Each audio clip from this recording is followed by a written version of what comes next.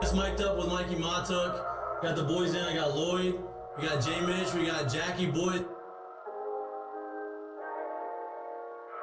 He tried to jump up and he might have knocked it in. Good timing. Let's go. What a start to the Monday. I mean, I'm from Lafayette. My boys will come in and say, oh, God. So me and Joe on the ground. I got Joe in the headlock. And he's sitting there. He's punching me in the stomach. Like, punching me. Here, is everyone sitting around? Who here thinks Chico can practice today after having 5 full beers? And he goes, Chad Jones, right? Chad's doing the team 6 minutes. For 7 minutes, right? Chad's like, no, man, I don't think Chico can practice today. And I was like, I look back, I'm like, Jesus Christ. I saw you there. You're more fucked up than me. On the Spirit plane had some issues, I think. She was sleep farting. you heard her or you just thought it was her? I sat right next to her. I smelled it. Whoa. What was that? Time for the show.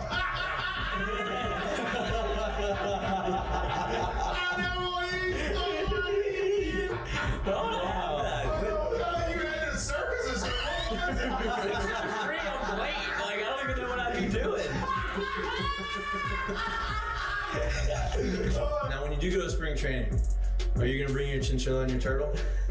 My dad tell you about it? The SEC is, God, they hate fat people. I mean, I get crushed for that. You know what I mean? It's like, come on, man. Hey, just the South, bro. You got a bunch of food down here. Like, they should Players, look at Lloyd. You know what, Lloyd? You're looking for a recruiting coordinator, coach. I'm here. He's like, I'll piss my pants right now. No way. We're wearing gray pants, long gray pants. He goes, I'll piss my pants right now.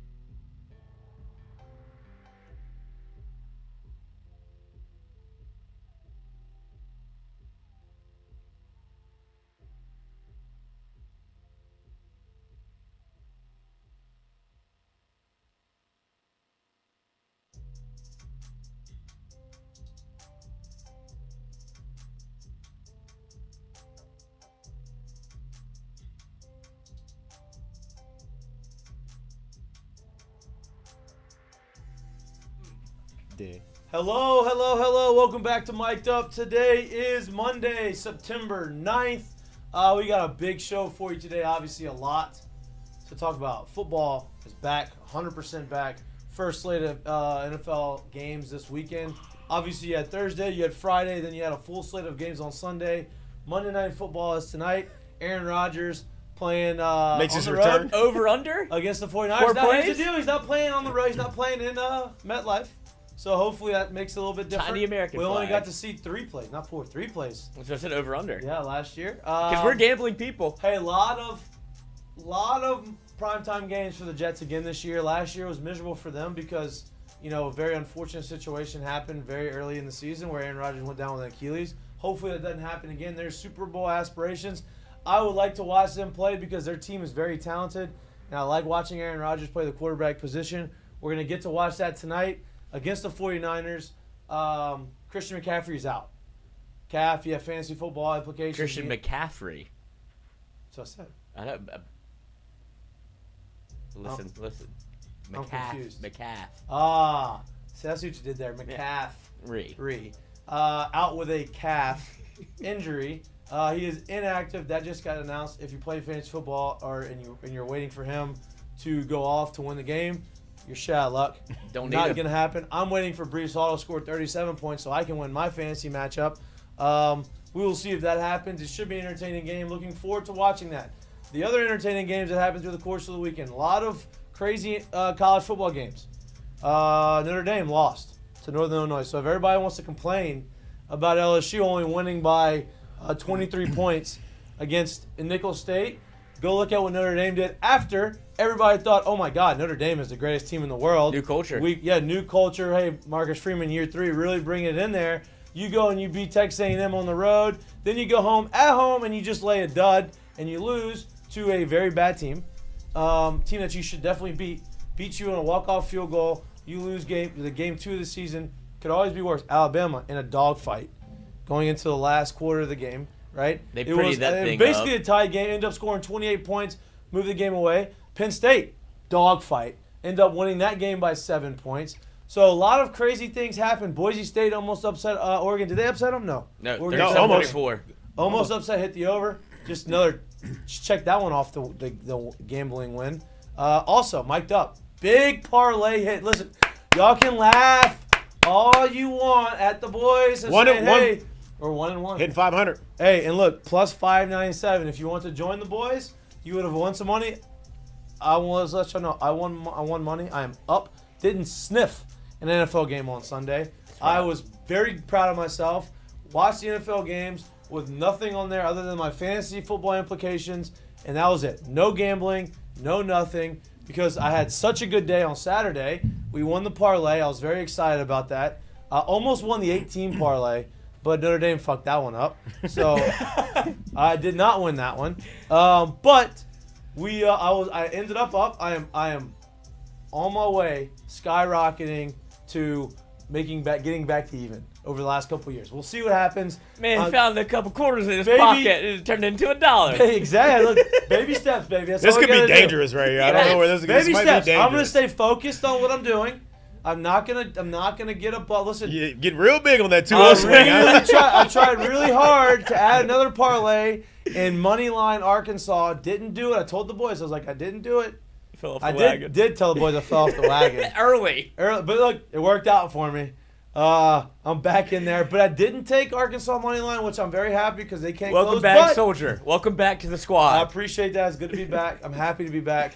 Arkansas, great showing. Makes them look like a kind of a scary team on other people's schedules. LSU's included because they have a quarterback who seems very talented. Did not close the game out, but had an opportunity to win against Oklahoma State, who's ranked and who's probably the highest rated, or I guess that's the best odds to win the Big 12. I think they're the favorites to win the Big 12. We'll see what happens. But Arkansas had a chance to win, didn't win, lose the game. LSU. Let's get to the LSU conversation. Everybody, it's all doom and gloom. A hurricane is coming on Wednesday. Everybody thinks that they should just end the season because LSU sucks. They're never going to get to do it. Fire Brian Kelly. They can't run. They can't stop the run. How dare them give up 21 points and all these rushing yards to a team, a college football team. Did they play their best football game last weekend? Absolutely not. But they did what they needed to do. They won a game in a runaway. It really wasn't that close. I know it was kind of close early on. You gave up a big play to start the second half. Not a good look. After that, game over, right? They did what they needed to do, won the game, moved on. They played to level their competition. I don't think that we should look at that game and say, oh my God, this is how bad they are. I think you take something from the game, you get better from it, and there's some things that we're going to talk about that I didn't like. There's also some things that I did like. I think that they're going to continue to get better running the football. That is a concern. Not stopping the run last weekend is a concern. The week before, they had no problem stopping the run against a better team. And so I don't think that's going to be something that you're going to look at game in and game out and say, oh, man, we can't stop the run defensively. Obviously, Jacoby and Guillory going down with the torn Achilles, not ideal. That's something that he's a leader of a team. He's a veteran guy. He's been very dominant. Somebody you want. Young guys are going to have to step up, and we're going to figure out who's going to be that person to take over. Ahmad Bro seems like he's the most ready freshman from North Louisiana. We will see, kind of what that rotation looks like. But Kyle Williams product. Hey, be like Kyle Williams. That'd be great.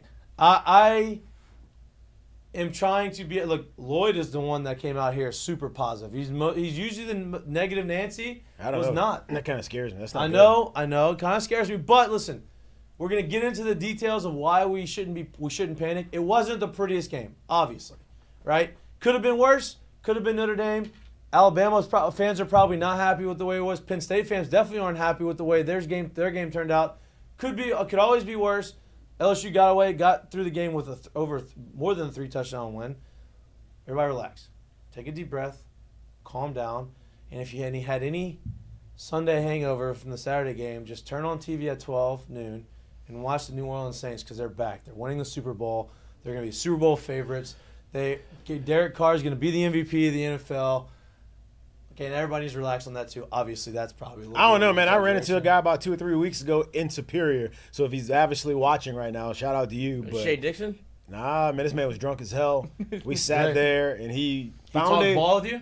Oh, he found a way to talk some ball, and he swore up and down.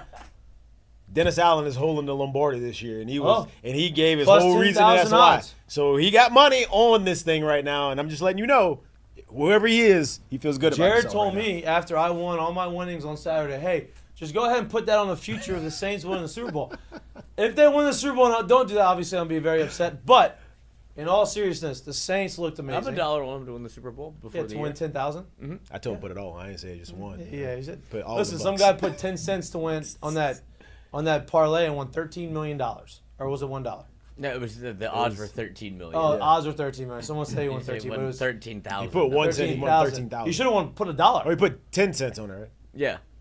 Yeah, you should have I mean, if you why put, would you put 10 just put cents? $1 on it. Like, Put it doesn't make any $1 sense. Buddy, we don't know his. The crazy part is if he puts it, if he think puts 90 $1 cents on is gonna it. make a difference. Hey, on the that? crazy part, if he puts $1 on it, it's a different conversation. No doubt. It doesn't hit. It doesn't hit. 100% does not hit. You know how much he was cussing himself like, dude, $1. Just $1. You put 10 cents. You can $1. find $1.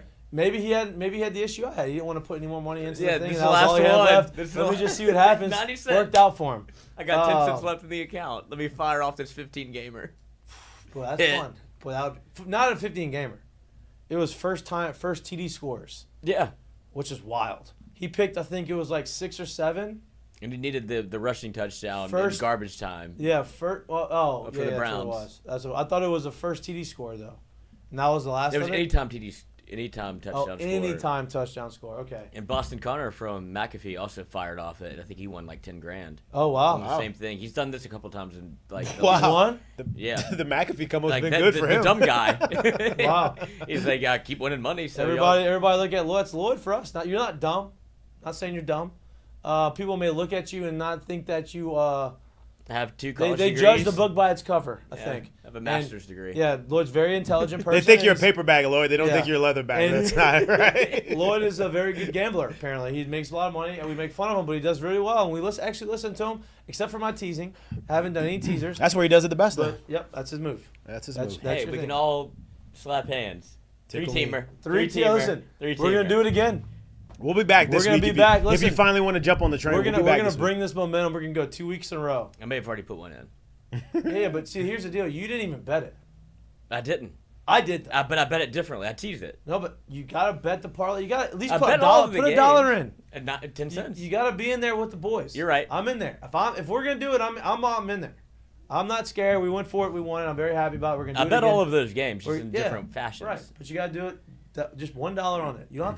You don't have to do the bigger units that I've been trying to get you to do. Just $1 on it, not 10 cents. $1. But Quick tease. Huh? LSU money line in the over at 45. That's It's what out you there. did? Already I wasn't done. oh, you already did it. What's the spread right now? What's that at? I Seven. got it money 7. line. It's at. Oh, you teased it down on my Teased line, it but down. Yeah. it was at a long -7. ways. Good God. I don't know what the over. I haven't really looked at the lines yet. Even if it was that, that's a long ways to tease it down, Lloyd. Move that Goodness. thing all the way over. No. We're gonna get into the gambling conversation. Obviously, we got a storm of brewing in the Gulf of Mexico. It looks like it's gonna make our way up.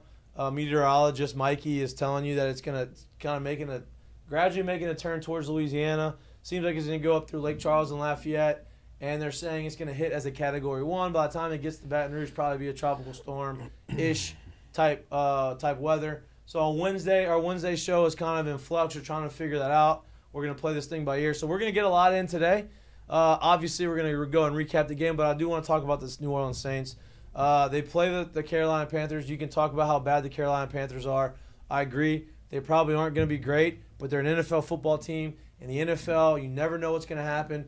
They're probably not going to go 0-16. They're probably going to beat a team that they shouldn't beat. And defensively, the Carolina Panthers are better than they are offensively.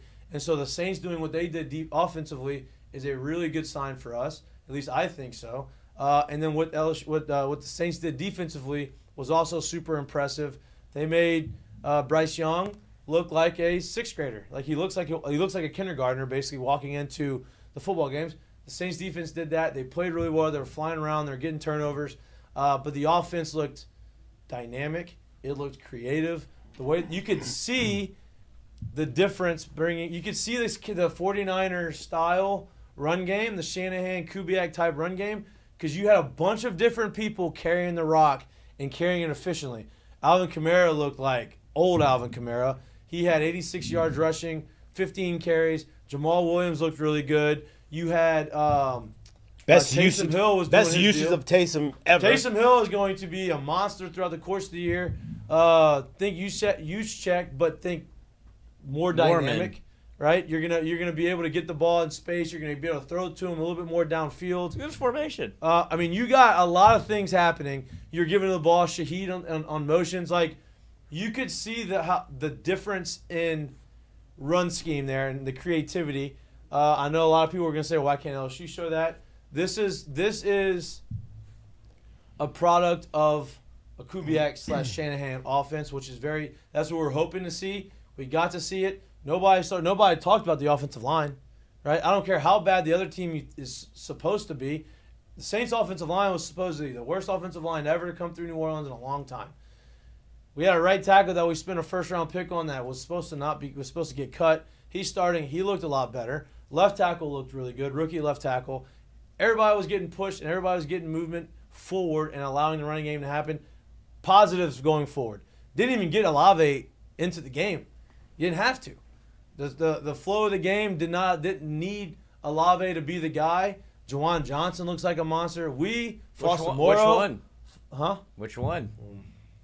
The professional one now. The professional, the bigger one, Juwan Johnson. We're going to talk about the other Juwan Johnson who, crazy when you have a guy who is the best offensive player in the history of Louisiana.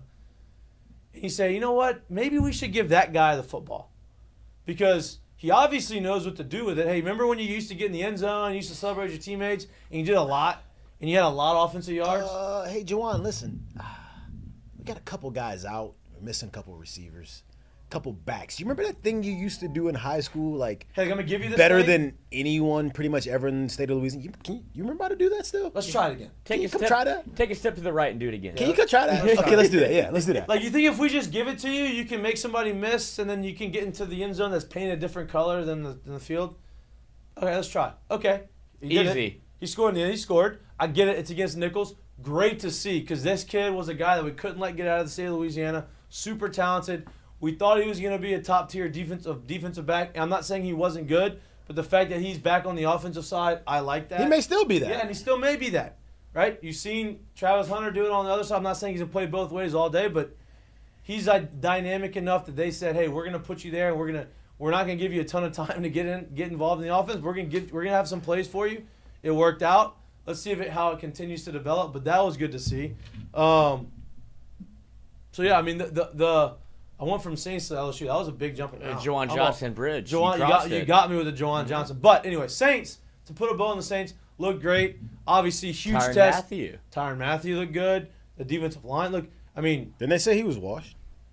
Hey, look, they said he was washed. They keep saying Demario Davis is too old. And they keep saying Cam Jordan's too old. They've been saying Demario Davis was too old since he got to the Saints. Yeah. Willie Gay looked since he great. left New York, they've been saying he was too old. Louis guy, Willie Gay looked amazing. Listen. Should have been a Tiger. Alontae Taylor is a problem coming off the He looks edge. good. What is this, year 3 for him? Yeah, and he looks good right now. They are using him coming off the edge as a blitzing nickel. Boy, he did it twice. I don't know if he put on weight. I'm not gonna say he looks bigger, but he's damn sure playing bigger this year. Hey, through one game, obviously. Bryce Young, but he looks good. Not seeing the field very well. Coach, listen, I'm gonna be honest with you. Yeah. I think so. I hope so. Here's the thing. I'm not saying I don't believe in it. I honestly feel bad for the kid because I'm gonna be honest with you. If you were 6'5", 225 and I told you stand here and somebody's going to hit you in the back every play, just keep hitting you in the back, sooner or later you're going to start seeing ghosts. And sooner or later you're going to start looking over your shoulder. Now try that when you're about 5'10", about $190.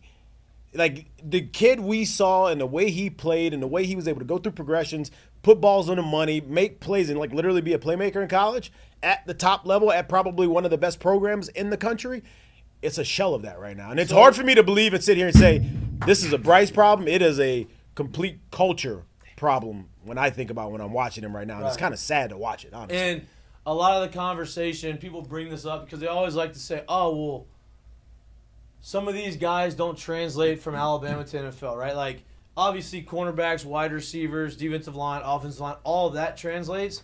But some of these skill guys, obviously, Tua's worked out. Jalen Hurts has worked out. No, that's a false statement. I agree. don't believe that. I agree, 100%. I'm just saying, people are starting to talk about, oh, well, he succeeded so much at Alabama because they were so much better on the outside and up front he wasn't getting touched and all these types of things. I disagree with that, right? Obviously, Alabama had a lot of talent, but they had to play against teams that had a lot of talent too. And you still have to be able to read the defense, understand what your guys are doing, and get the ball to them. So I don't think that's a I think that's a goofy statement, and I'll go as far as this too. Yeah, it's a goofy statement, but it's a true statement. They were better because they had better talent outside. Who the hell was Jalen Hurts before you had Devontae Smith and A.J. Brown running around on the outside? Right. Who was he before then? Right. Same guy. So, like, it's goofy that when people say that as if, like, just because you're a good quarterback, you're supposed to be able to do it all by yourself. Shit don't work that way. No. So I think that's a lazy narrative, but Saints, I'm a big believer in the quarterback coach that they got. That was a quarterback coach, now the head coach. He's made everybody better, and I think that was the wrong team at the wrong time for Bryce Young. Look, Saints are very good at winning the first game of the season. They've done it 4 straight years. Well, they're very good defensively. And they're very good defensively. You can't fake a Chase Young, Cam Jordan, DeMario Davis, one healthy week 1. Alontae Taylor, Lattimore. Tyrann Mathieu. Like that's all a these good guys. defense is never their question. No doubt, right? And so now the schedule gets significantly harder the next 2 games. They got to go on the road, and they play Dallas and the Philadelphia Eagles. And they got Eagles out. You got Dallas on the road next week, and you got the Eagles at home the week after that. Dallas obviously dropped the bag on Dak right before the game started. They played really well. Their defense is really good, so that's going to be a big challenge for the Saints offense. Jerry had a couple of Johnny Walker Blues. Is like, fucking pay him. So he's going fundraise or something for, he has another guy he's got to pay here soon. I don't want to pay CD Lamb, but Dak, right now, let's do it today. You paid Dak, you paid CD. Jerry's trying to find a way, like, how do we get this revenue sharing up a little bit so I can get this cap? How many more money around? Keep them all. Like, we got to make the league make some more money right now, or I'm screwed. I love this Peacock contract we got. Not as Apple TV. He is not as screwed as Cleveland Browns are. That's a mistake. $200 million of dead money. Let me stop there before. That's your mistake of the day? No. Oh, okay. I thought you said it's a mistake. No, it just says it turns out to $200 million of dead money still on the table. So if you got rid of Deshaun Watson, they'd have $200 million of the lifetime of his contract going against the cap. Not great. That's after they converted a ton into signing bonus. So they moved money. Worst deal in the history of the NFL, maybe. Maybe. Probably. Honestly. And you know what they did to make sure? That agent needs to get put on a pedestal because he ski-masked the hell out of the Cleveland Browns. He almost ski-masked the Saints apparently too. I think that was what was in. I think that was the deal that got put on the table. Said the Saints say, "Hey, yeah, we can't do hand that." up. I was one saying, "Oh, let's try it." Thank God we didn't do it. Everybody hated now the 19th. Everybody hated Derek Carr, highest paid quarterback, and everybody was like, "Oh my God, why'd you pay him?" Hey, listen, let's let the market play out. We're paying him what we know we're gonna. Yes, this is right. Good for him. He's earned that. And Derek Carr. I mean, yeah. Yeah. So everybody was upset about that. I'm okay with that. I'm so happy we didn't do what Cleveland did. Boy, that was a bad deal. They are. Yeah, Jameis. They're working the back channels. This may be Jameis's opportunity. They're working the back channels to see if they can get out of it. Yeah, there's some other things that are coming out. No, I wouldn't say they're doing that, but it ain't bright and coincidentally, that orange color is the only thing that's bright right now. It's not good. Yeah, another allegation dropped on Deshaun Watson from another young lady in Houston. Saying 2020 was a hell of a year for him. She was sexually harassed in her apartment. So, not saying it's true, false, or anything like that. I'm just saying this is what just was brought up today. Just read that on the X. I'm getting better at not saying Twitter. I saw that on X. So we will see what happens. Ongoing investigation, just like the ongoing investigation with Tyreek Hill. Because, I'm not going to get into that because that's a conversation we'll have at the end. Mm-hmm. Yeah, we'll have that one at the end. But let's get to the LSU conversation because a lot of people are panicking. A lot. I'm not panicking. You're definitely not panicking, which is great news or bad news, because usually you're opposite, very panicky. Jared, are you panicking? Nah, not at all. Why not? I'm not. I won't sit here and say I was super encouraged by what I saw, but you took care of business. You won by 3+ scores. The alarming part of any of it to me was our offensive run game. It feels like right now we don't have an identity of being able to go out there and run the ball effectively. Now, some people are asking to go back to the 10 years ago. No. Listen. I was a part of that. Okay, listen. We're fine. I don't want to do much of that. We're fine. All right. The pass game's fine, man. But I didn't. John Curtis, I'd have gone to John Curtis. No, hell no. We're not going back to that. But I do for me, when I watched them and they came out and played this game, you got to remember, Nuss had 165, maybe 170 yards thrown in the first half, 3 touchdowns, no picks. I like what we can do through the air. It almost felt like we tried to come out and be so pretty and tried to show that we got all these toys and throw it around, and that part of it worked. You know what I mean? They threw for 3 touchdowns in the first half. But I feel like to be able to get through the schedule that it is, to be able to get through the SEC, you're going to have to play some sort of smash mouth football at some time. You're going to have to be able to run the ball. And I feel like coming into games like this gives you the opportunity, especially if you know you can throw the rock. We know we can throw the rock. You saw us do it last week. We already knew coming into it this year. We have that ability. I would like to see them, much like it was the opposite in other years. Other years it was always we could run the rock. We ain't throwing it for shit, right? So, we have the identity's been reversed. I would have liked to have seen them come into this game saying, we're going to find a way to start running the ball effectively. We got 1, 2, 3 weeks before we're into another huge game. Not to overlook what they're about to do this week because it's a game day game, so it's obviously a big game. But I would think anybody would sit here and say they don't have South Carolina in the playoffs right now. Now, who knows? They may make it there. Who knows? I don't know. But my point is looking ahead on the schedule, this was an opportunity to me to come out and find a running game identity, and we didn't do it. And it's going forward is all right, when are we going to find that ability to be able to run the ball, and how you going to do it? And we talked about this a little bit last week, but when you got guys like Caleb Jackson and you got guys like Josh Williams, to me, I'm not sure that zone run or that option type of run that we're doing right now, just stand up on sides and hand it to us and kind of give. I'm not sure they're built for that. But it's weird to me that we haven't kind of figured out, because this isn't their first years here on campus. We haven't figured out what they're good at and how we're going to be able to run and be effective with the running game with it yet. That part's alarming to me. Nothing else that they did is alarming to me. Through the first half, I want to say Nicholls held the ball for almost 26, 27 minutes.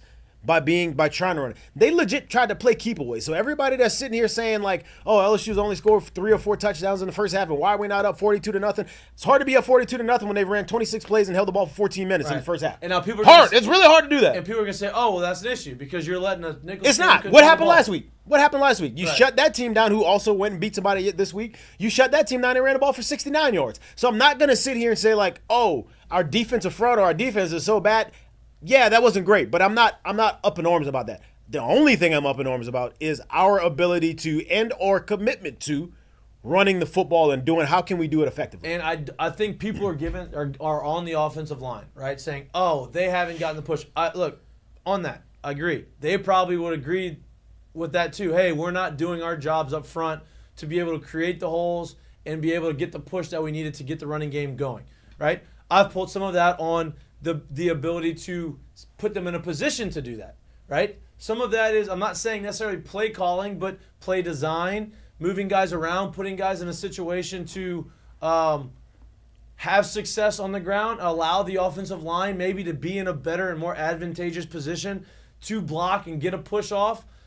It's not all on the offensive coordinator and all in play calling. It's not all on the offensive line. I think it's a little bit of a combination of both, and I am confident that they're talented enough up front to be able to get that push and be able to get better running the football. It's not about the talent. The talent's obviously up there up front, but the creativeness and the innovativeness that's in the passing game right now with the motions and all the stuff that we do, we have not, to this point, and this is only 2 weeks in the season, to this point, we have not incorporated that in our run game yet. We haven't stretched people. We haven't made them stay true to on the edges and stuff like that and actually run the ball. So I would like to see them start incorporating that stuff in the run game as well. Yep. And then I think this thing kind of opens up a little bit. We've been very vanilla, very dry about the way we've tried to run the ball so far, and I don't think we're there yet. I don't think they're good enough to, or I won't say good enough.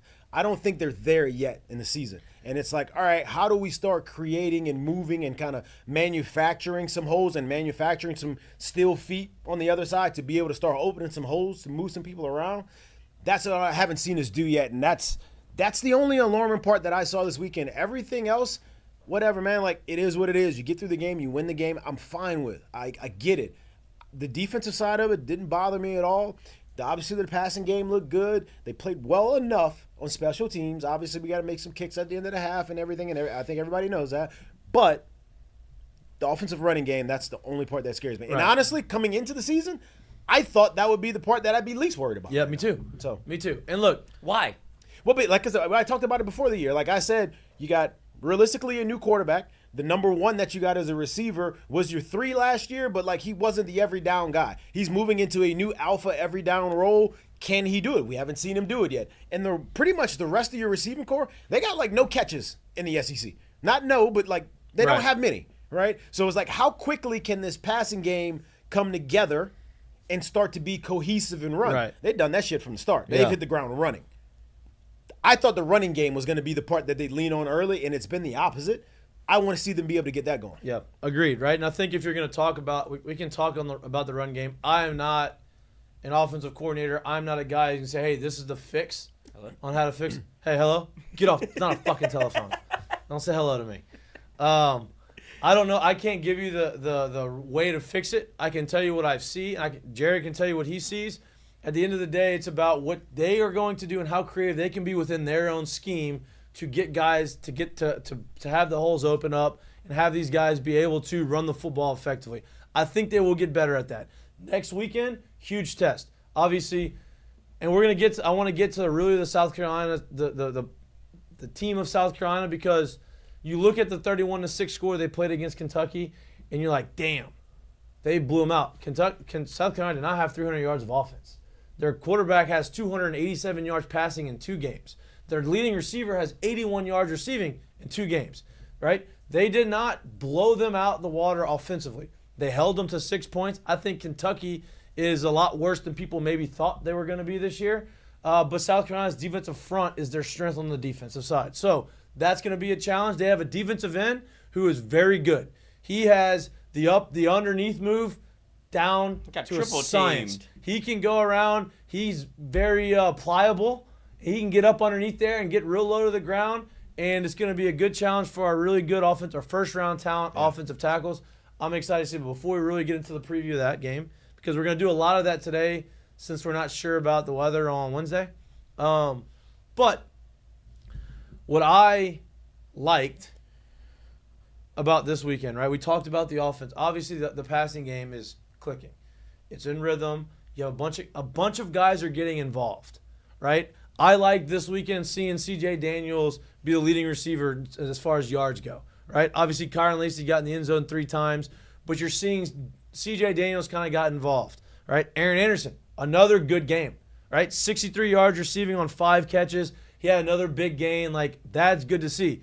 Zavion Thomas, 5 catches, 50 yards, and a touchdown, right? You had Mason Taylor, another 4-catch game, 40 yards. Like, all these guys are getting involved. You had Juwan Johnson, 2 catches, 16 yards, and a touchdown. And you got Tre'Davious Green, his first touchdown of his career, right? So you're getting a lot of these guys involved in the game offensively in the passing game, which I think is important long term. And it goes to show you how comfortable they are as a cohesive unit, running routes, moving guys in and out, especially when you have a guy like Chris Hilton out and a guy like Kyle Parker out who was supposed to get the reps. That to me is encouraging. It also shows you the trust that Joe Sloan has in those guys and what their ability is and how to move them around and move the pieces around, because to call these plays and to be that cohesive lets you know what he thinks about the work that they've put in already and where they are as far as their progression and how they're going to, continue to kind of climb during the year as well. On the defensive side, big loss. Jacoby and Guillory out for the year with an Achilles, huge loss. Like, there's no way around that. There's no way to sugarcoat that. There's no way to say, hey, this is not a bad thing for LSU. But it's not like it's going to derail their season. I think they have other guys that are going to be able to step up or going to have to step up and kind of replace him. We talked about Ahmad Bro early in the show. He's been talked about a few times through with Brian Kelly in the press conferences, saying he's the most freshman-ready guy in the interior line. Relaford had a nice game this weekend. I know it was against Nicholls, but they're running around. He had 6 tackles, 2 solo tackles. Like, you're going to have guys like that. McKinley's going to get more play. You're going to have Womack get more play. You're going to have all these guys. Zavion Jones obviously has been really good, but you're going to have guys playing more in the inside. Suggs is going to get more run. You're going to have these guys step up. They've been rotating guys in and out always anyway. Yeah. It just sucks that you have a veteran guy like Jacoby and Guillory out for the year. And that's gonna be tough. Yeah, I would say that's the biggest part of it is the simple fact that you have a guy that's played a lot of football here, a veteran guy, one of the leaders of that defensive line. But let's make no mistake about it, that defensive line was really the strength of the defensive line was the ability for them to be able to rotate out as many guys as they have. Right? Nobody looks at them and says, hey, they have a first rounder on that team on that side or on that unit ready to go at this moment right now this year. So without having that complete top-end talent, the guy that's a 4-down guy that will be out there the entire time, the ability to move the guys in and out as much as they have has been their strength. You would like to not lose one of the top-end guys on that rotation. That's what's going to be seen and how much of a hit that is. But, yeah, I agree. It's a big loss because he's one of the guys that you expected to be a big part of that rotation. You don't have him anymore. How do you feel it and how you go forward with it now? Yeah. What do you feel about that, Lloyd? Yeah, it's something that you just didn't want to have happen, especially in a game against. I mean, say what you want about Nicholls; they're a good football team, but you want to leave that game with no injuries, nothing happening, and it was an injury at a spot that name another position where that could have happened, and you probably would be okay. It'll be interesting to see what they do against South Carolina with that gone, without having Jacoby and Guillory.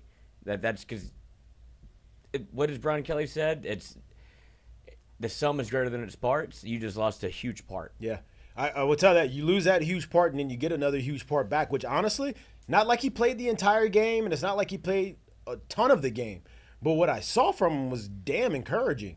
Getting Zy Alexander back and the way he was able to play and adding that piece into the secondary, because his workload's only going to grow. It's going to get more and more and more. He wasn't supposed to play as much as he did. That's my point, especially this early. So to see him back into that secondary this early and to be effective getting into it, right? Like you put him back in and as soon as you asserted him back in, he's in on plays. He's making plays on the ball and you're like, okay, this could be really good for us. So it was good to see him kind of get back in that number and be a part of it. And like I said, the workload's only going to grow there. So you lose one, you insert another one in a different spot, but that defense is going to have to be so like there's a lot of moving parts and a lot of working parts, and how they put it together is going to be good to see. Injuries happen, right? Like nothing you can do about it. Very rarely does a team go through. It doesn't. Never happen. happens. It's the war of attrition. Right? It's football, baby. There's going to be a guy on the team that's a starter that's going to get injured, and he's going to miss some time. Sometimes it's going to be for the whole year. Sometimes it's going to be for a game or two. Sometimes it's going to be for half the season. It's inevitable. It's the game of football. It's unfortunate, but it happens.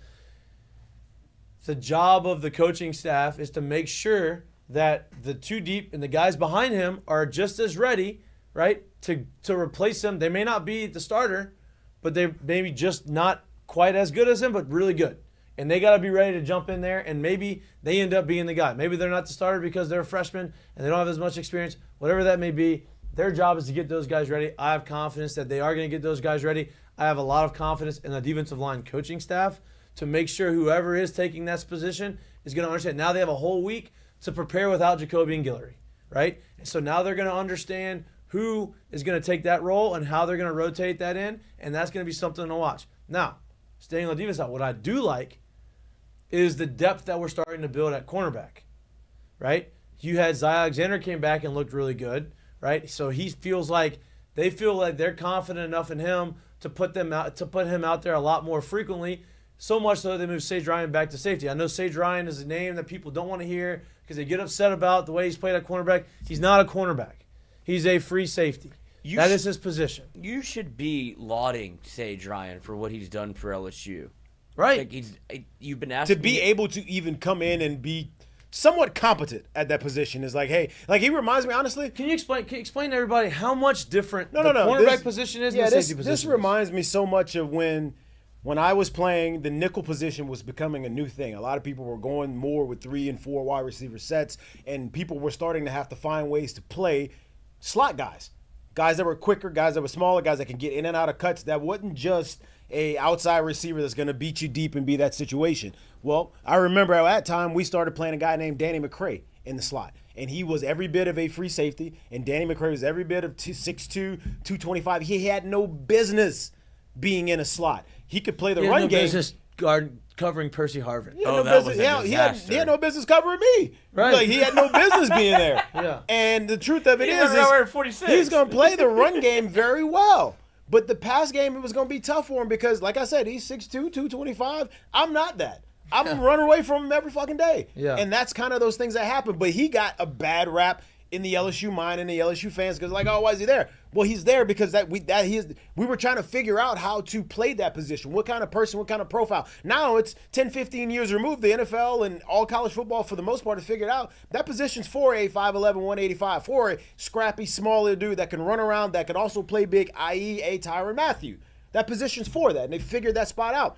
So what Sage has done by going down and playing corner makes it easier. I can tell you right now, as great as somebody like LaRon Landry was, and I'm not taking anything from what he was. You know what he wasn't? A goddamn cover corner. He wasn't going to go cover nobody one-on-one. He wasn't going to be on the island out there, but he would roam the hell out of center field. He would go sideline to sideline. That's what he was able to do. What Sage has done in filling in that spot and giving us competent play at that spot for the time that he has, applaud him. Now we get healthier, we get guys in to move in that spot. It's better for him to go back to the safety spot. That's where he's supposed to be at. That's his better position. And hopefully the healthiness and the guys that come in go and do what they're supposed to do on those corners, and he can go play his natural position. Right. 100%. I'm glad you said that because I think he's going to be good. I think he's going to help us. There's going to be a point in time this season where Sage Ryan makes a big play in the safety position, and you're like, oh my God. He's going to feel good about it. He's going to feel more confident about it. He's going to play well, right? I think it's a good move for him. It's a good move for LSU. Zavion Alexander is back. He was, I think, the highest rated PFF rated defensive player, or actually, I guess, player on LSU's team by PFF, which take that with how you want it. Some people like it. Some people don't like it. Now, here's a guy. Yeah, he played well. Oh, yeah. That's what you did there. Chris Collinsworth. Yeah, he has a hefty stake. He's an owner of PFF. The owner. Majority owner, maybe, I think. But now here's the site. Yeah, here's a guy that, according to PFF, he's the best cover corner in the league. But shameless plug. No doubt. And look, I respect it. You got to push business. Business is business.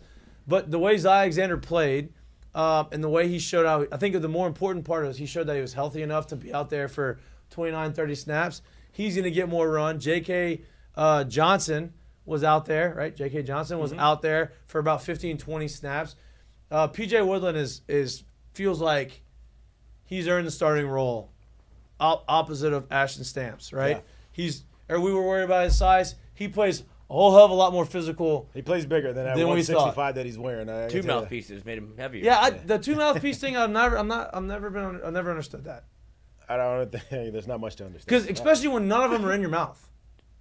Yeah, somebody else did it in the NFL. Does that not get in your way of your face whenever, like, I don't know. Anyway, he has been playing really well. He has tried to tip the scale a little bit. What he did against USC, against bigger body receivers, and the way he kind of held up was impressive. He obviously showed enough to put him in that starting spot. Ashton Stamp's going to continue to get better. So now you have a rotation of 4 or 5 cornerbacks that you feel comfortable putting in there, which is a good sign moving forward. You get another game against a team that has not thrown the ball very effectively yet this year. So they're going to be able to get some more run, but you're also playing an SEC team on the road at 11 o'clock at their field, which gets pretty rowdy after they just curb stomped another SEC team. So they're going to be riding high. Which is another reason why I like the way the game turned out against Nicholls. because there's going to be, one, you're going on the road in a hostile environment with game day there. So there's going to be a little bit extra juice going on, right? Everybody's worried about South Carolina. You don't have to manufacture juice anymore. Don't have to manufacture juice, right? I was nervous, like, damn, South Carolina, kind of a trap game, whatever, before you play UCLA at home. UCLA is not the best team, but whatever. Well, you go against Nicholls and you play a subpar game in a sense. There's a lot of learning lessons. There's a lot of sense of urgency that's continuing to happen right now around LSU football team. So you have the ability to go out on national TV with game day there to go out and make a statement. I like that. I like where they're at. The line's at 7. I like the line. I do. I like over LSU under winning 45? plus 7. But Over under 45. Is that the over under? I'm going over. Me too. I like the over too. I mean, Tease it. I think I don't love the 7, but I love the over. That's why I teased it. I like this. If it's gonna go over, I like the 7, right? Because I think There's LSU's no reason LSU's not gonna be able to. If LSU gives up 30 points, not good. This is the classic spot of if you're a gambler and or have watched LSU, this is the honey hole if you're gambling where they're being vastly underrated. There's a reason why game day picked this game. There's other games on the schedule that are probably more enticing. They're expecting a upset. Agreed. And I think they're vastly underrating what LSU Which is why I don't love the 7. And I don't think it's hey, if we go there and because of what they've done, like if you watch South Carolina, just before we even really get into them, I don't even know if we're getting into them today, but if you watch them in week 1, you would said no way in hell they did what they did in week 2. Right? So I'm not on the mindset of if we go in there and give up 30 that, it's not good. Week to week. No, Yeah, it's I just don't week to think week, the bro. defense Like is I bad. don't think this. Right. I think on the road. First I'll tell you from firsthand experience that is one of the best atmospheres in the league to play in. That place is fun to play in, and they're gonna be there. Game day is gonna be packed. It's gonna be loud, and it's gonna be rocking. They might have P Money drunk out there, right? Like it's gonna be a good time. So with that being said, them knowing the situation that's ahead of them and the opportunity that's in front of them, it's gonna be rocking. I expect a very well played game, and I'm not expecting oh my God, can you believe we gave up 35 points to South Carolina? Like I don't see that situation coming. I don't see that as a problem in this situation. You're going to have to go in there and take it from them, and I think that's the kind of situation they're going into this week. So No doubt. No, listen, it's gonna be a good game. Look, LSU is gonna have their biggest test with the 2 defensive ends that they have, right? They have 2 defensive ends. You have Dylan Stewart, who's got 2.5 sacks. That's a stud. And you got Kyle Kennard, who's got 3.5 sacks. Stewart's the young kid, right? Yeah. He's young, right? So you have these 2 guys who, through 2 games, have. I'm not 2.5 worried about and 3.5 LSU's sacks. pass. I'm not worried about LSU's pass. Like the way pass the offensive protection. line pass protection. Look, I'm with that's you. the best part of their offensive line. No, That's listen, the best Will Campbell held up pretty well against Will Anderson. That's the best as a offensive freshman. line in the country when it comes to pass protection. The run blocking is something that's where it becomes a concern. No, and look, I understand it, but the pass protection, like that, he might get one, but Garrett Nussmeier hasn't been touched yet. Yeah. Well, yeah. I mean, look, to me, I know you don't like the 7 points. I like the 7 points because I think that I think LSU gonna. I'm not gonna say like they're gonna go out and blow them out. There's definitely a situation in which like they do. I feel like they are going to come out and it's going to be the most physical game that they've played. They played physical against USC. They played well against USC. But I think that they're going to come out there and they're going to – everybody wants to see LSU. Hey, I just want to see them dominate somebody. It feels like this game has built up. Now, it could very well go the opposite direction, and we're talking on Monday. Okay, now we got some issues to talk about. But I really do feel like they're going to come out there and they're going to assert the dominance. They're going to play really well. They're going to look inspired, and it's going to look like a different team. I believe that. A couple of things. Yep. Like from when you start looking ahead, or you can even look behind, and what you did, being able to run the football, that is a concern. Like if you try to go, like because that's what South Carolina's going to do. They're going to be able to line it up, and they're going to use Rocket Sanders and run it right at you and see if you can stop it without Jacoby and Guillory. If they're able to control the clock like Nicholls did for 2 drives, I think they ate up what?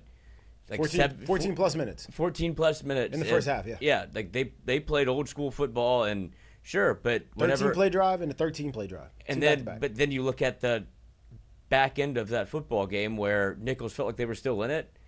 3 and out, 4 and out. Like the defense buckled down when they needed to. So I'm not really concerned about the defense. People can be if they want, but you held how many points did USC just score in their second week? 60? and you just held them to 27. Yeah. And then you have a Nicholls game where you give up 14, and then one play gets away from you. You don't have a good run fit. Now it's 21, but they didn't score again. I think, yeah, man. The defense is not the problem. No, it's not the problem, and I really don't. I don't think South Carolina can match you. I don't, but I do think like you're going into a situation where South Carolina is going to play up. Mm-hmm. You're going to have to match that, and especially early on.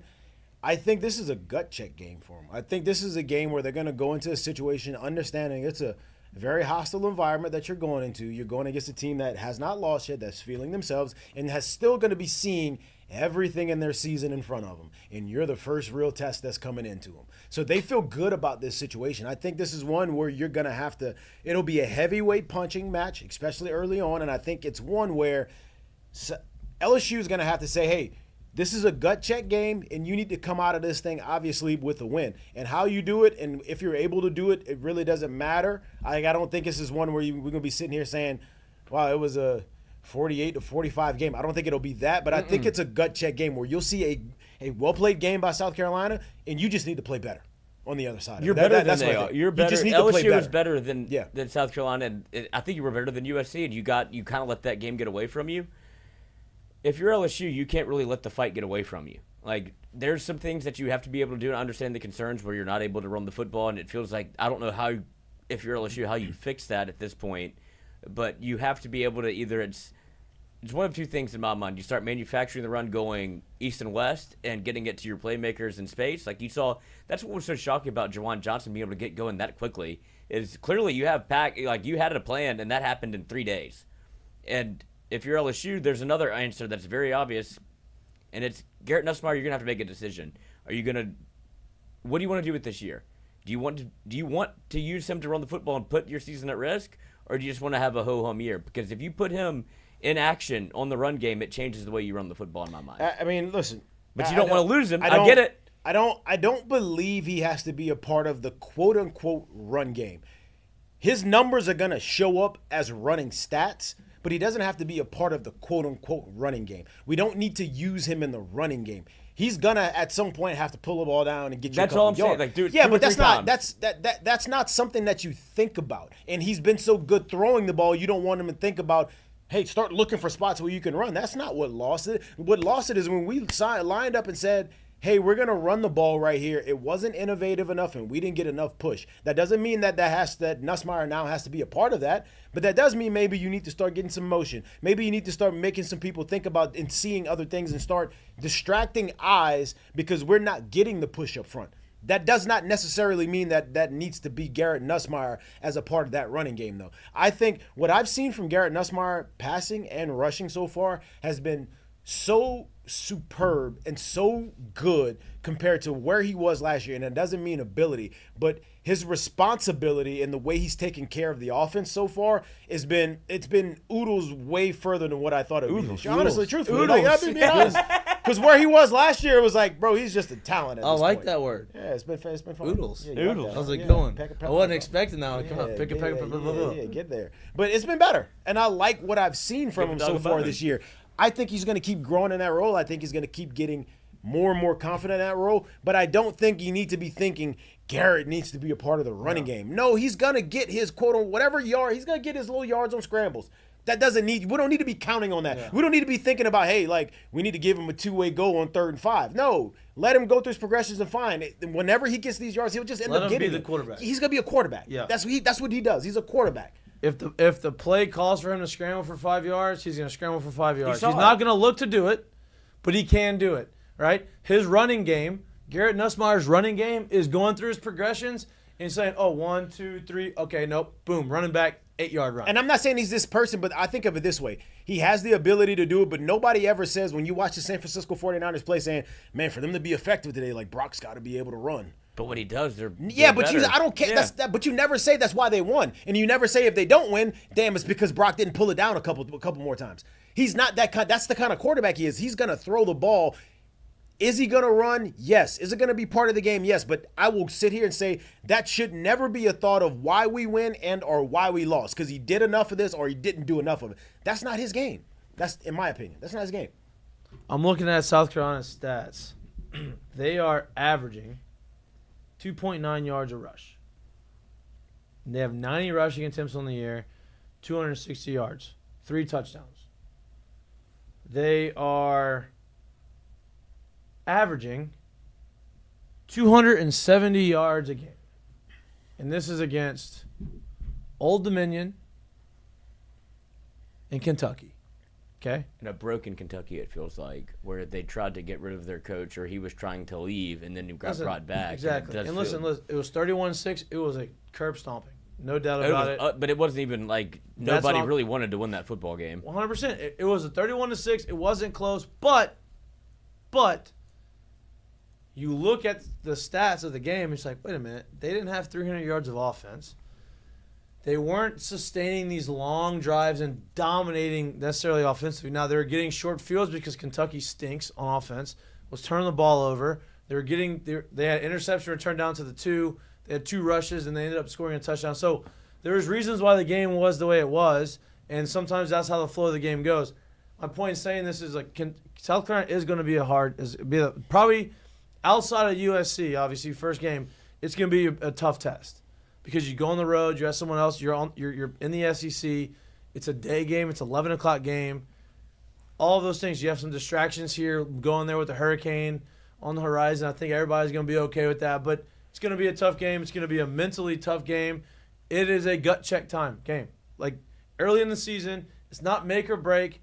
But if you lose it, it could definitely be a break. Definitely make or break. It ain't going to make your season, but it can definitely break your season. Let me just say this. You know how coaches go into what we thought was probably like the Nicholls game, where they give you that coach speak, where they tell you that, hey, throw that out the window. This team is this. Don't look at, the name on the front of the jersey. Like this team is this.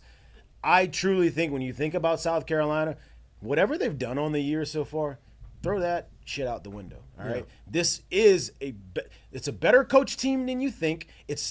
We're 2 weeks into the season, man. Like everybody's trying to find their identity for the most part. And this is what happens when you lose week 1. Exactly. They have a new quarterback. They had the same guy there running the system for the last 2 years. There's a new quarterback there this year. Their new number 1 receiver out there this year. They lost the first-round pick there. They lost a fifth-round pick at quarterback. Like, they're getting to know themselves. So throw out what they've done in the first 2 games. Okay? Like, they're a talented team. They're coming. They're on, right? They're getting going. But they're like us. They're 2 weeks into the season. Throw that out. Right? You're going to have to play sound football, and you're going to have to be better than them on the road. That's what you're going to have to do. It's one of those situations where you're going to go, like I said, they're going to play well enough. You got to go beat them. I don't care how it happens. You got to go beat them. You can't let the game get away from you early, in my mind. And I think that's why game day kind of did you a favor, to where you have to get up for it, where people are going to be – you're on ESPN Plus. Yeah. You're on big time, big dog stage, because it used to be a week ago – everybody was looking at LSU schedule like, next time we test is Ole Miss. Now, I'm fast forward 1 week, and you're going just tell you right South there. Carolina now. Yeah, I'll just tell you right now. Like, game day helps and all that shit helps. I'm being honest with you. That is one of the best atmospheres in the league. Yeah. Like, no doubt. You get there, you're going to be up because that atmosphere is cocky. It's fun. It's easy for us that's not on the field to say, oh, this was a good thing. They're going to be hyped up. They're going to be amped up. They're going to have all that motivation. And go. True, but they were going to have that anyway. Yeah. So – in a sense, I'm telling you, this isn't. You're not going. I know South Carolina was going to be up. Was that? I knew South Carolina was going to be up for this game because it's their season. No. I'm saying the actual stadium atmosphere. It's one of those ones where it's good. Yes. Yeah, I know. It's really good. I've so when you walk into Carolina, those situations, you don't think about, oh, it's ESPN Plus getting this and not ESPN. Oh, it's.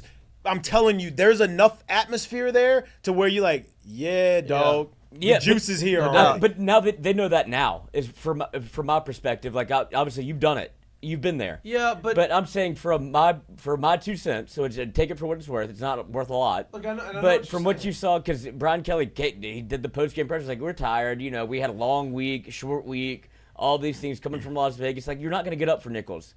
You could have had the same sleepy 11 a.m. like mindset going in. Now that it's game day, all of these things that's getting built up the way that it is, I think LSU goes in there with a different mindset. Well, I think I think it's helping them going into this situation, knowing that it is your first SEC game. Yeah, that's your opener, knowing that this is your first time getting into the league. I think that in itself kind of is like, hey, there's a small reset, if you will, meaning like, hey, new season, right? And I think that in itself, whether it was 11 o'clock or 8 o'clock or delayed to the next day, I think brings you to a different spot in your preparation and how you show up on game day. But I also don't want them to come out there super overly amped either. We saw what happened. We saw it happen in USC game, which it was great. You had a lot of stuff, a lot of emotions running around. You don't want them trying to do more than they need to do at the time, right? Hey, you're good is good enough. You don't need to be somebody you're not, because you do that, then all of a sudden you try to do too much. Nuss tries to make a throw and fit it in a crowd of 3 people and try to get it in there.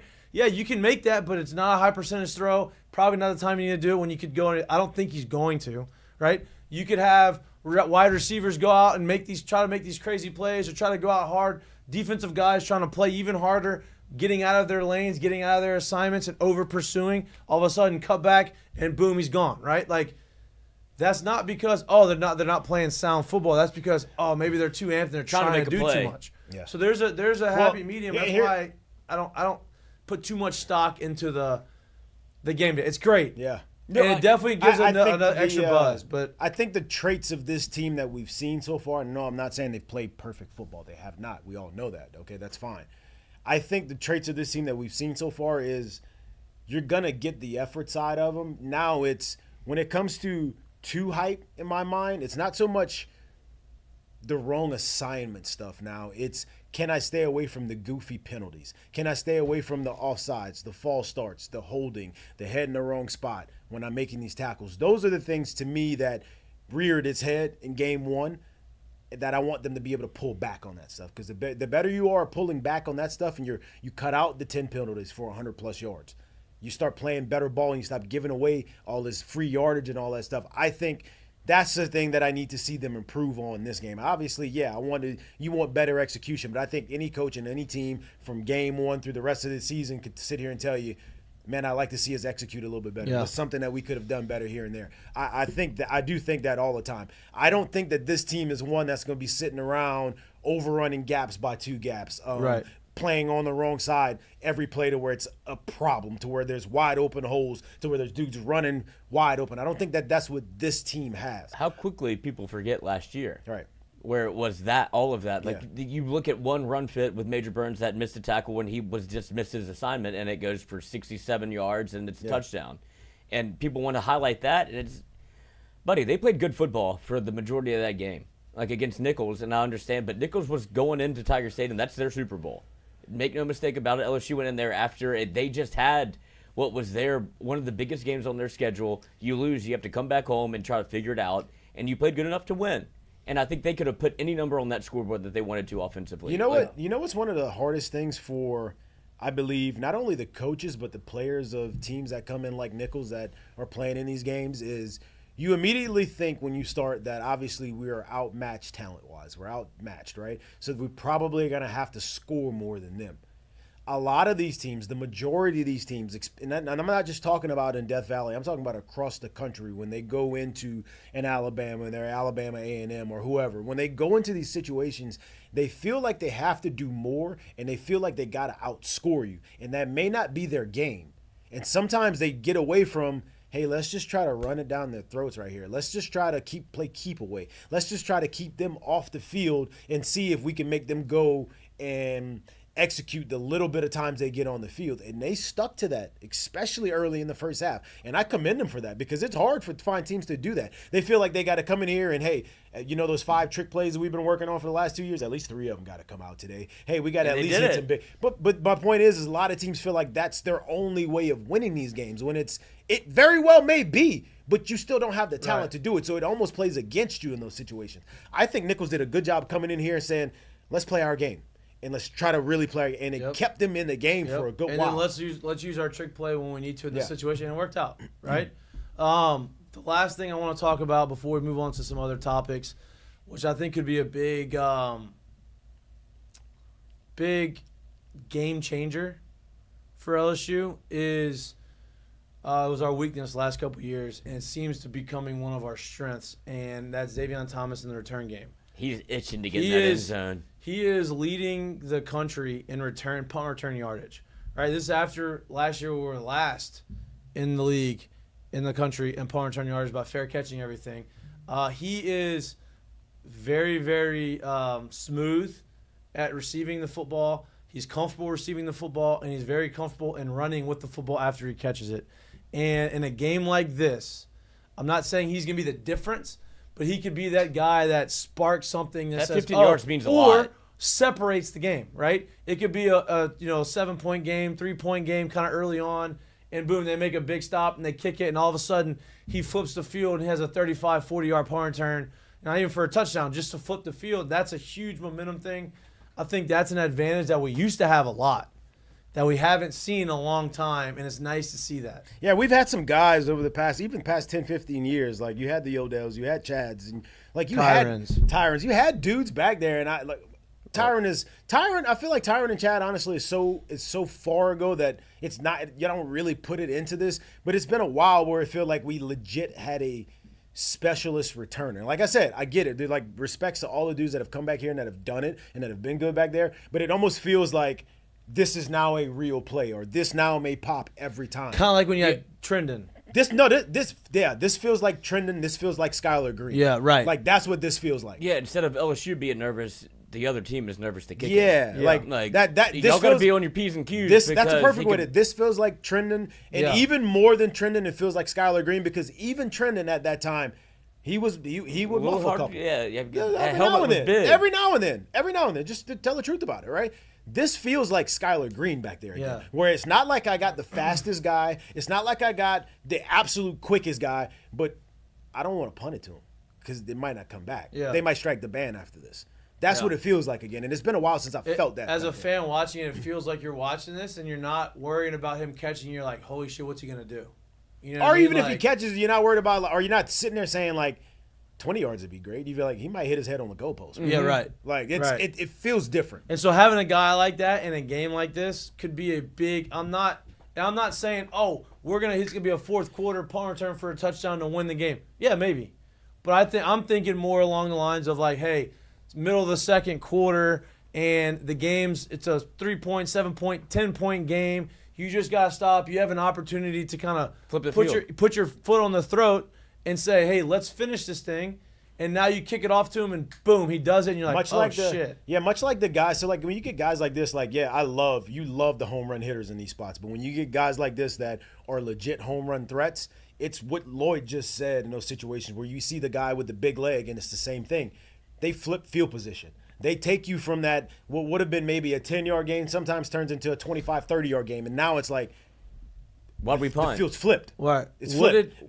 Go ahead, keep going. So, like, that's when I see guys like this, that's where it becomes a problem because, yes, of course, he may hit his head on a goalpost, but, like, if we kick it to him, he may also flip the field, and that's even worse. Because if they run a couple plays and if they don't do anything, we might be getting the ball back on our 10 right now instead of our 35. So, like, that's where these guys come in.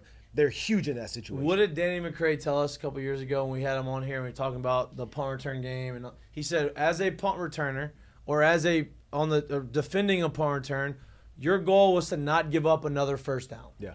So anytime you could steal a first down from the other team was a win, right? So anytime he returns it and he gets 10 yards, 20 yards, that's 2 first downs, right?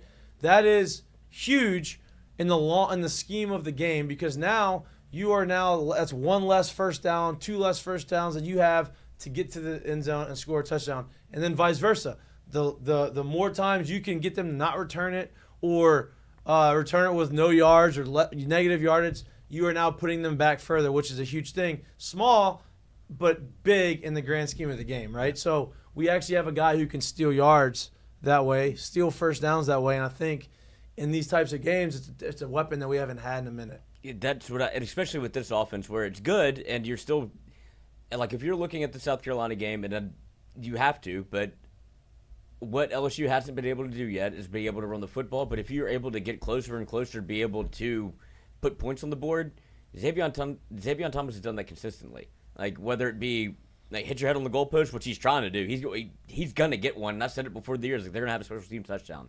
But the 10 to 15 yard returns that you haven't had in the Brian Kelly era yet, where now that goes from, like you said, the 35 to the 50. Now you're in go mode. Like the offense changes, and now you don't really have to really run the football as much as you want to, and then you can score and strike quickly. That's what I think is a game changer. And it doesn't have to be 6 points, but it can be 15 yards where you feel much more confident in what you want to do offensively. I completely agree with that. 100%. Meant to say this. Meant to mention this earlier. It is Paul Skeens' day today. He is on the mound again. He avoided the Cubs. I think the Cubs avoided him because he's pitched against them a few times and done very well. He has 5 innings, pitched 6 hits, 1 run, 7 strikeouts, and he has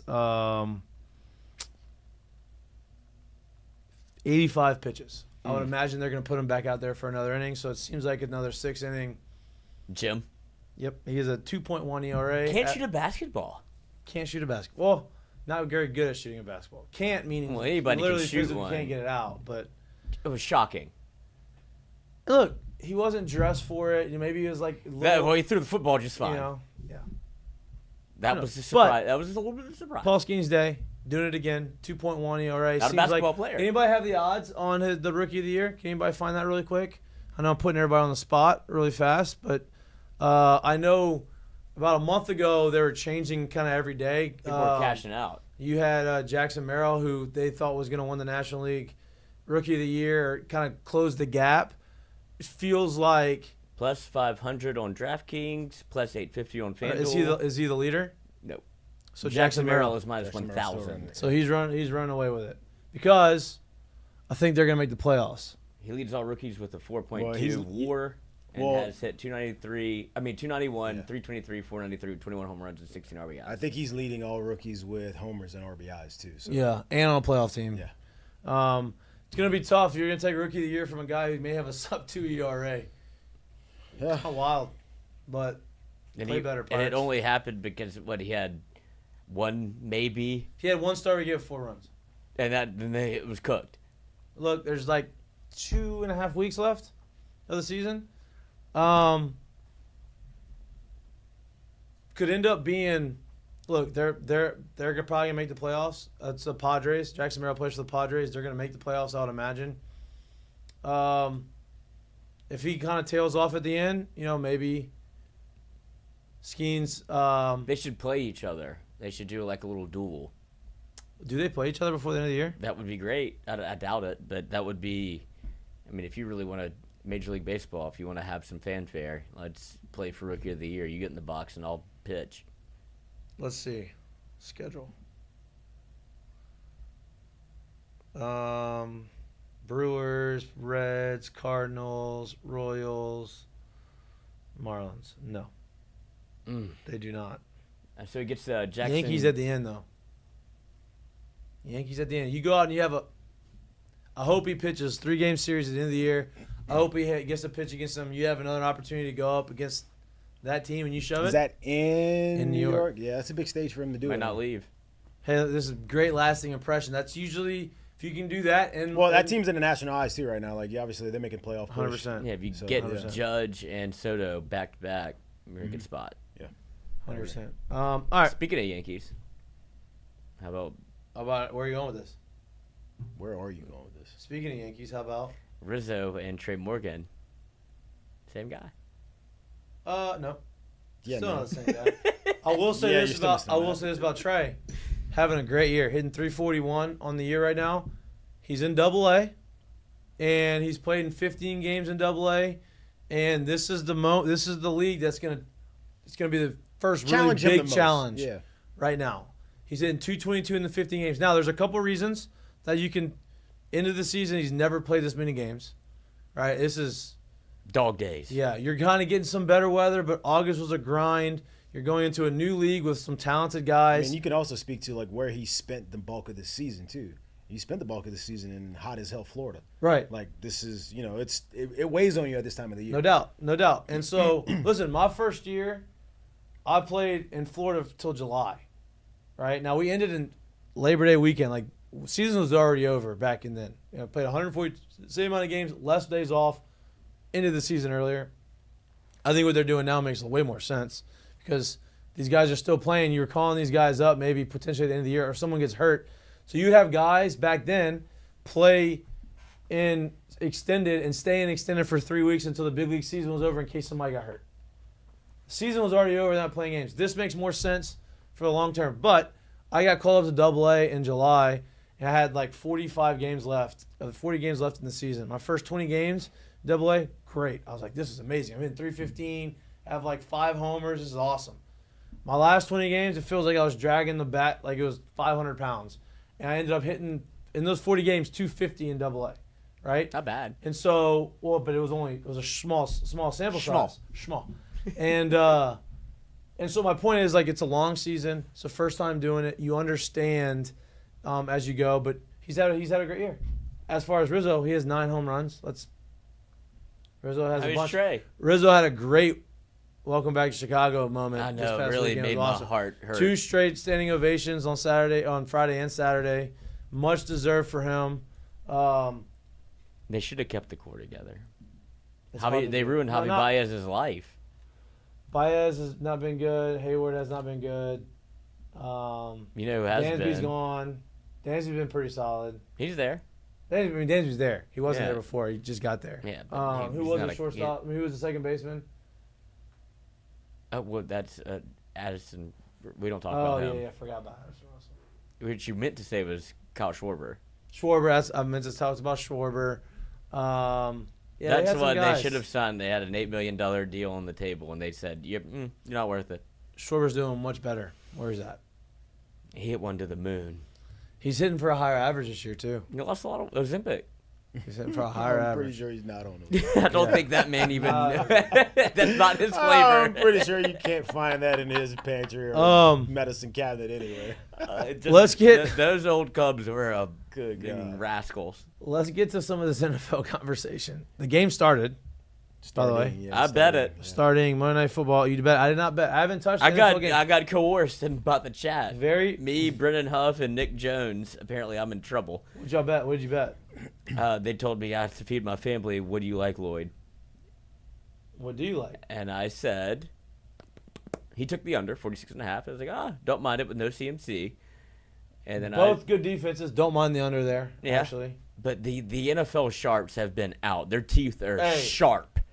they're nailing it. It's fucking frustrating. But I said sprinkle a little bit on a Breece Hall, Debo, and Garrett Wilson for either first-time touchdown scorer or anytime touchdown scorer.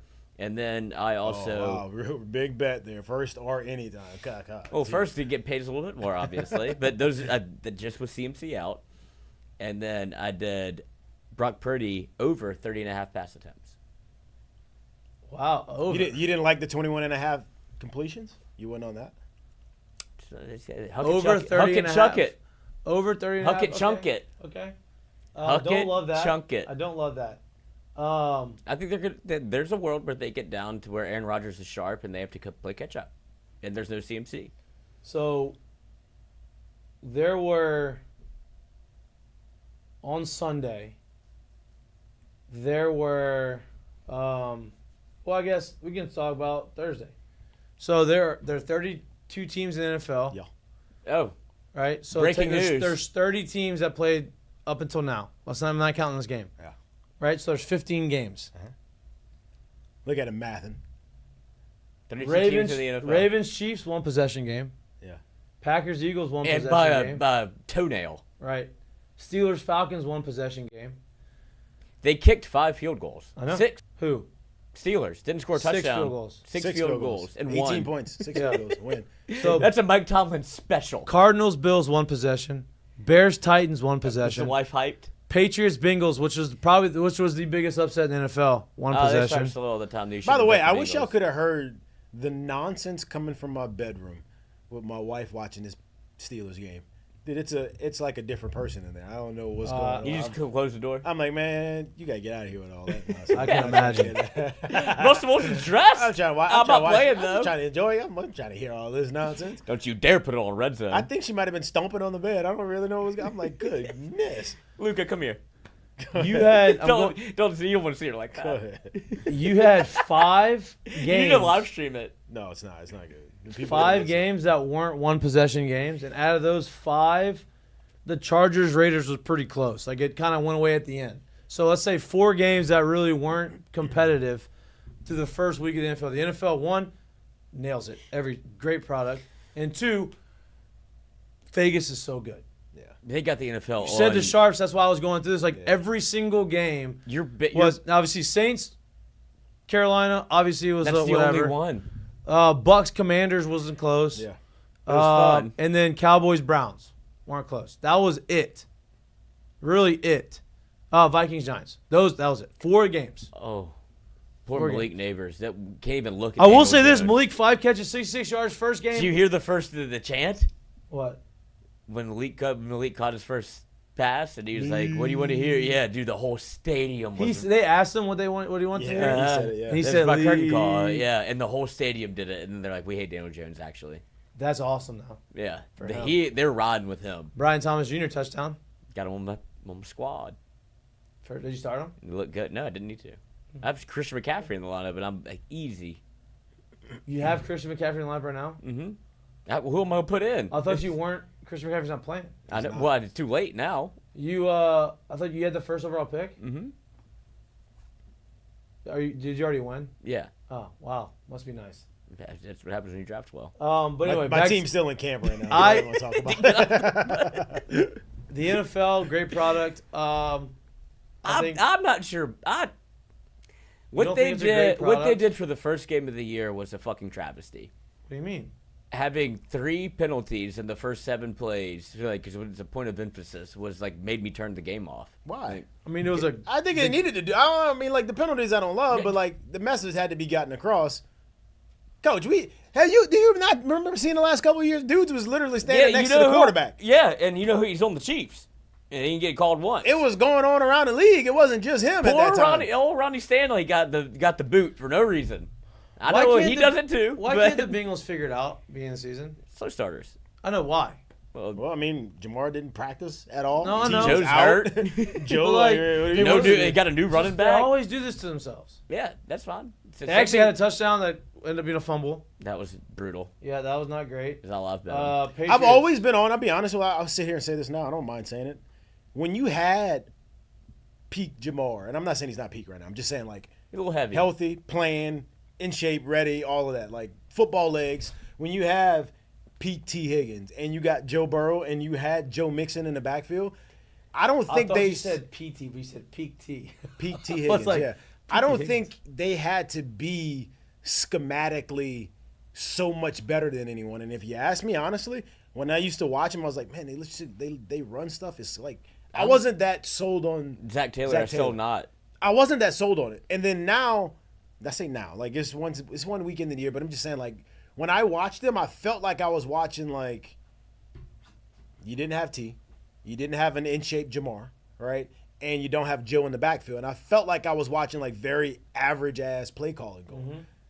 And I think that rears his head a little more. I don't think he ain't showing McVay and people. I can tell you that right now. Yeah. And I think that's showing a little bit more. Right. You're like, let me think about it, bro. Like 2 years ago, Joe was sacked 1,000,000 times. Every year, honestly, that he's been a quarterback. And I feel like that could be schemed up better because we know Joe is a quick thinker. We know Joe is a quick processor, and we know he's accurate as hell. And Zach Taylor's so for him to be getting that sacked that much, yeah, our O-line might be not good, but we obviously ain't doing much schematically to help him as much. And I think that's kind of showing a little bit right now. I've been on this train for a while. I don't think fraud's a strong word, but I think Zach Taylor's a fraud. I don't think he's a fraud. I think Joe covered up a lot of that. I don't think he's a fraud. I think anywhere you go in the league, if there's a really good quarterback, I think if there's a really good quarterback, it will obviously make you look a shit ton better as a coordinator. And if you're lucky enough, you can ride that for a long time. So you usually see those guys kind of linked together for a very long time. I think that's a thing. But yeah, I wasn't super impressed about his actual offense. I just thought he had some absolute dudes running that offense. Yeah, and he bought himself a lot of time and a lot of stock whenever Joe went out and they still were able to make a little bit of a playoff push. Yeah. Hot start to the game. San Francisco went 3 and out, 3 plays 8 yards. New York Jets went 3 plays 7 yards. No Achilles? Still Made it intact. through the first drive. Still intact, baby. So I was looking for. Made it through the first drive. But it was the 4th play last time, so or was it the 4th? No, it was the 3rd, right? Maybe. I know they had a false start. Yeah, maybe 4th. I could be wrong. I feel like it was. I That feel was like I it. remember them saying We 4 had plays just into shut it. down the show. And we're like, oh, God. Because we all hopped on the train real fast. Like, We were all trying to get out to watch the show. yeah. No, we all bet on the Jets because, like, look at him with this big old flag. It's 9/11. Aaron Rodgers, like, damn, this is electric. And MetLife. Did you Strumming that guitar. Can you talk about what other bets you made today? I'm getting it. I'm getting it. Itch. Yeah. But it's hard. Can you still do anytime touchdown? Live bets. Yeah. Live bets will get you. They got me yesterday, as you saw. Well, let's talk about the bets we won this weekend. We did well. We did good in college football. Why don't you go ahead and hit that LSU over the 61.5, Oregon, Boise State, easy hit. easy. All right, Arkansas plus See, 9.5, And easy. that's part of this conversation. Like, if you're worried about LSU, look at Oregon. There's real concerns around the Now league. Boise's pretty solid, but Yeah, but it's 2 weeks in a row where Yeah. they haven't blown anyone Right. out. I think over Oregon. I think They'll be overrated. fine. I think they're overrated, though. But they are gonna be okay. But I think they're overrated. I think they should be worried about USC. Got a Doesn't Brees- USC have to play Oregon? Yeah. Yeah. Got a Brees Hall fumble. No. Yeah, No. I swear. I need him. Why not is to it not fumble. on in here? They gave it away. Oh yeah. Is that why they got? It was the third play and he This is fumbled. second drive. Meth stream. I have 3 running backs. All 3 running backs fumbled. Yeah, he fumbled. All 3 of my starting running backs fumbled. He this put on a Why turn. didn't you bet Fred, on it? Fred That's Warner what with you the should peanut bet, like- punch. Fred Warner came in with the peanut punch. See you. Dude, he's nasty. Fred is nasty. Texas over 42.5. Michigan hit. Nebraska -7 hit. That Longhorns Michigan, -7.5 hit. that Michigan Texas was What a day! stealing. Look, I should have bet more. See, that's No. what tells me. I mean, I gave him 2 NFL bets. He didn't. He just scared. told He didn't you. want to do it. I told you. It is 0-0. I learned my lesson from last year. I am not betting NFL They right now. the and I NFL see it happen. the line makers gave that what was it? What game I said there's no way that's gonna be a 1-point game? They gave that one away. Oh, the Minnesota Minnesota game? I forget what game it was. Also, speaking of Minnesota, Sam Darnold. 19 for 19 to start. Sam, look the part. Seeing ghosts, no Hey. boss. Well, it took you like 4 years to get rid of them ghosts, but it's real. Was it 2 or 3 overall pick? 2 or 3, 1 or 2. It was a top 3 pick. Hey. Yeah. He never. That's a good Geno coach. Smith. That's a Geno good Smith coach. is another one. It's a good coach. Yes, great. I mean, you saw what Dobbs did over there, first game. You know, like this guy's a quarterback guy. You know what I mean? So, if there was a place for him to And then you resurrect see, this, and they look at Kirk without him. well, it was first game. First game. Sam Darnold's first I game wonder with if him. Kurt's healthy, honestly. Yeah. You watch him play, he was like a sitting duck, dude. I wonder if he's healthy. Yeah. I mean, I'm going to be honest with you. I want for them to be good, meaning like, no, not the Falcons. Oh. Kirk and Aaron. Just because, like, it's Yeah. good quarterback plays better for the league. It's very bad when you don't have good quarterback Well, play. and Kirk was 2 months after Aaron. Yeah, and that's why. And like when I watch him play, I'm like, He's hurt. man, I just never seen people. And I know it's starting to change. That injury's starting to change, but you just feel like something ain't right when you see somebody on the field within 12 to 15 months of that kind of injury. You're just like, how is this gonna go, dude? That's Like, I don't what it felt like with John Emery. Yeah. Like, what, dog? You're going to give him the ball 10 times in this Yeah. game? So it's just Him one at of those. practice was ACL, crazy. dude. I'm gonna be honest with you. Like ACL has gotten to the point even where if you're under the year timeline, I just assume because we've seen guys come back from it quicker and be good. Like Adrian you're ready. Peterson. You're ready when you're good. I mean, we've really only seen like Cam Akers come back early from like in Achilles to where it was like same level. We've only seen like Cam Akers. We've seen Kevin Durant finally get back to. He didn't come back early, He but popped it again. Get back to where he came back and he's like the same Durant as before. But like it's one of those injuries where you just like it feels wrong watching someone play again after. Like you're And waiting for something bad to happen. Yeah, you don't want it to happen. That's why I'm like, oh man, I don't really want to see it, but I want to see it because when they're good, it's better for the league. It's better for the product. Like, I feel fine with Rodgers out there. I don't. I really don't. I mean, I feel okay. Like, I just that play that he fumbled on, he kind of had to move left, do the little shovel pass. Like, been a year recovery. I think he's gonna be If all he'd right. have come back last year, I felt weird. Yeah, I'd have felt worse last year. I still feel, I just need to see him get through one healthy, and then I'll just be like, Okay. even if it took him 16 months to get out there. Like I still associate the Achilles with finding a new job in my mind. So it's hard seeing guys come back and do it. And I'm just like, let me just see you get to the other side of one healthy outing, and that's where I'm at when it comes to those guys. I agree. It is. That's how I felt. Like, even seeing Emery at practice, like the way that they were, I guess, using him to get him ready. I was like, you're playing with fire. Yeah. Because what you're asking him to do, and same thing with at this point, Zy Alexander. Like, you didn't want to use him as much as you did, and if he says he feels good, then you have to trust it. You have to trust your medical staff, but it's a lot of stress on that.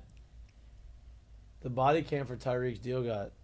Released. Yeah, that makes me feel so uncomfortable. Did you watch it? That's 3 minutes and 33 seconds. I can't watch it now. That's what I'm saying. I saw it, but those always make me feel a little weird. Well, we'll figure out if he was compliant or not. They told him to quit bitching. Who? The police. Oh, you listened to it already? I saw the quotes on Twitter. Oh. Quit whining. Quit bitching. Okay. Seems like you instigated that, Yeah. Mr. Policeman. Interesting. He's already on administrative leave, so yeah, he forgot to hit the off switch. yeah. I mean, you can't. You lawfully can't do that anymore. And that's what they did for Scotty. You can't do that. That man turned it off. I got hurt. I need new pants. Don't work no more. I just don't understand that. How do you not know that person and that close to the facility in that car? You just don't watch football? No, they knew. Yeah. That's the problem. They knew. Anyway. Anyway. Oh, by the way, Rod Refsnyder still in the big leagues, hitting homers. Hell yeah. All right. Dude. No, that was the mistake of the day. Mistake of the day brought to you by our friends at Dozy Place. Let's get into that. It could be a curtain call because I don't want to play the video because it is a little just jarring. But mistake of the day brought to you by Dozy Place. The mistake of the day goes to the producer, whoever was producing the Miami Dolphins game, because they cut away from the celebration and it was electric. Like they probably knew that Tyreek had something up his sleeve, but you saw some secondary footage. You knew when he scored an 80-yard touchdown. About to happen. Yeah. Yeah, good on him. And no doubt. They brought Drew Rosenhaus out on the field after the game to talk about it, and then Tyreek talks about in the presser. He goes, "I want to be a policeman. I got a sheriff's hat." Yeah. I was like, they're hitting all the high notes. I mean, I don't think we needed to bring that one up. Like maybe, but like, I don't know if you have a sheriff's hat, but I appreciate it. All-time PR move by Drew, who's always on top of it. Always. Curtain call. It's going to be a little bit longer of a plug. Curtain call brought to you by our friends at Mead Heavy Civil. And? No. Not Mead Heavy Civil. Me. Mead without me. Mead Heavy Civil specializes in land development and infrastructure projects across public works, residential, industrial, and commercial industries. From coastal restoration and large-scale excavations to solar farms and oil and gas pipelines, Mead is the powerhouse moving Louisiana forward with complete start-to-finish construction expertise. Visit meadheavycivil.com or give Kiefer Sanders a call at 985-518-6774. Our friends at Mead Heavy Civil do a great job. Friends of mine. And friends of yours. All right. What's our current calls? I got an easy one. It's kind of, I mean, I have video of it. I didn't put it in the doc, but I think it's kind of cool because I saw this earlier and I was wondering if he was going to be in uniform or not. But Ricky Pearsall was on the sideline for the 49ers' first game where, what was it, 2 weeks ago? This man got shot doing an autograph signing, and he was bouncing around on the field today. That is the Lord working. That is some impressive stuff, and you got to think that's going to give the team a little shot in the ass a little bit to go out there and have a good time because, man, that's impressive, man. So shout out to him. Shout out to that team. Shout out to however he was able to do what he's doing right now. I think it's pretty cool. That's awesome. Yep, that's a good one. My curtain call is to – I don't have a picture. I don't have anything, but there's a young man today that played in the LSU alumni golf tournament. There's a young man out there that wanted to play in this thing, had a boot on. And he played through this thing, and he played in this golf tournament. Perfect weather, great day to be out there, and he grinded through with a boot. Thought that was pretty cool, you know. Is it on the back foot or front foot? I don't know. I just saw the boot. And he was playing. And it was a scramble, and his short game was probably fire, you know. And he probably had some shots where they took. And I respect that. You know, when you want to do something, you make it happen, and you make it work. You know his name? Uh-uh. No name. You didn't even go talk to the man? Yeah, boot boy. I saw it from afar, You got to go holler at my boy. but I respected it. Also, Kurt called Aaron Rodgers being back. I love that. Love good quarterback play. Aaron Rodgers will. Wow, that's what everybody expected to see last year. Rodgers to Wilson, back shoulder, in contested catch. That's what everybody wanted to see. What a play! All right, Curtin called to Dylan Cruz, who's continuing to do it in Major League Baseball through runners out. Yeah, he hit a homer, and then he's throwing people out at home in back-to-back games. Good. he's doing it. Good, you. Figuring it out. All right, enjoy the rest of your Monday. We appreciate you. Like and subscribe to our YouTube channel. If you don't like watching us, you like listening to us, we're nowhere to get your pods. Stay safe. Reese Hall's doing it. Touchdown. Did he? No. Please pay attention to our Twitter. We will keep you updated on as far as what our show is going to look like on Wednesday with the weather coming. We will be updated. We'll update you. Obviously, don't want Lloyd to come to the studio by himself and stream us from our home. I wish there was a way for us to have a show at home, but I don't know if there is. I got to be here. I got to be Lloyd's got to be in the producer's chair. We will keep you updated. We're going to try to have a show on Wednesday, best we can. How does Aaron Rodgers? Is he the last one with the chin strap? The old school chin strap? Yeah, like do you get grandfathered in? Is it like the NHL? They don't care about chin straps, dog. It's the helmet. He should put the Guardian cap on with the chin strap. That's completely opposite. I know, it'd be very Aaron Rodgers. No, it wouldn't be. All right.